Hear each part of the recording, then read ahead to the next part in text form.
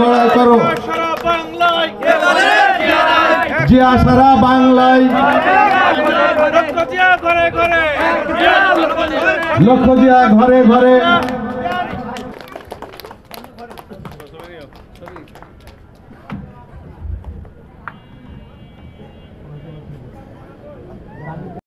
আজকের সভার সম্মানিত সভাপতি উপস্থিত আছেন গাংনী থানা বিএনপির নেতৃবৃন্দ, পৌর বিএনপির নেতৃবৃন্দ, ছাত্র দল, কৃষক দল, স্বেচ্ছাসেবক দলের নেতৃবৃন্দ সহ আজকে আমি যে গ্রামে এই সভা করছি এই ধরা গ্রামের সর্বস্তরের নেতাকর্মী সহ আমার মাইক্রোফোনের সামনে যারা বসে আছেন তিনার সহ আমার মাইক্রোফোনের শব্দ যিনাদের কান পর্যন্ত পৌঁছাচ্ছে তিনাদের গাংনী থানা বিএনপির পক্ষ থেকে এবং আমি আমার ব্যক্তিগত পক্ষ থেকে সালাম এবং শুভেচ্ছা জানাই।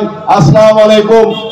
সংগ্রামী সাথী বন্ধুরা, এই ধরা গ্রাম আমার কিন্তু আত্মীয় গ্রাম।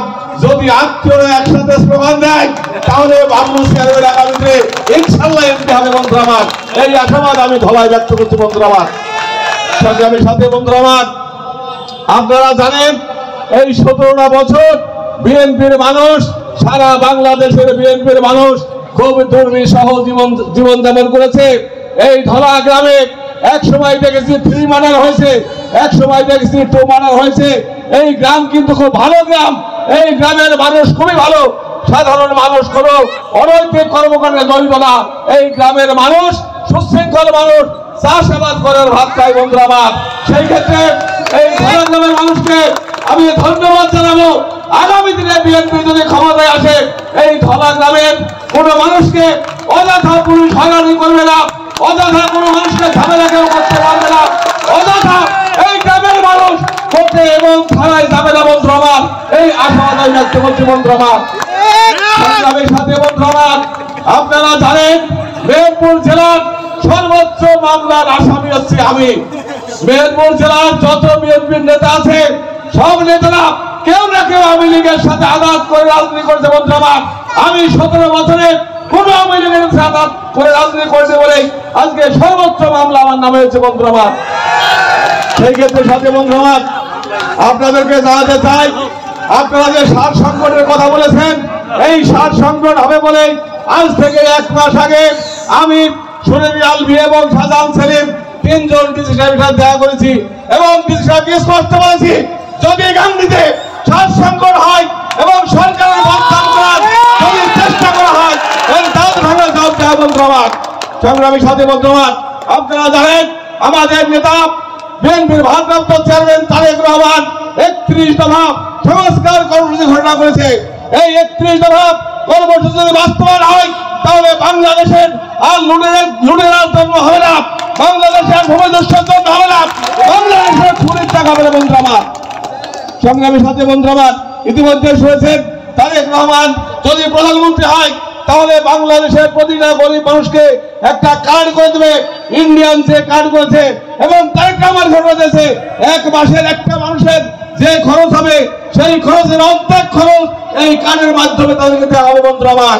সেই ক্ষেত্রে আগামী দিনে যে দেশ আসছে, আগামী দিনে যে নির্বাচন আসছে এই নির্বাচনে আপনারা যদি বিএনপিকে জয়যুক্ত করতে পারেন তাহলে অতীতের সরকার যে লুটপাট করেছে, লুটপাট করে দেশকে ফোকলা বানিয়ে দিয়েছে, হাজার হাজার কোটি ডলার যে বিদেশে পাচার করেছে এই পাচার ইনশাল্লাহ বন্ধ হবে এবং এই পাচারকৃত অর্থ বাংলাদেশে ফেরত আনিয়ে গরিব মানুষের উন্নয়নে কাজে লাগানো বন্ধু আমার।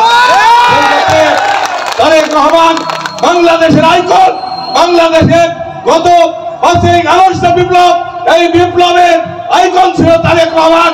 17 বছর ধীরে ধীরে আন্দোলন রচনা করে তারেক রহমান 5ই আগস্ট এই মহান বিপ্লবের মাধ্যমে বাংলাদেশকে স্বাধীন করেছে এবং এই স্বাধীনতার স্বাদ কিন্তু আমরা সবাই ভোগ করছি।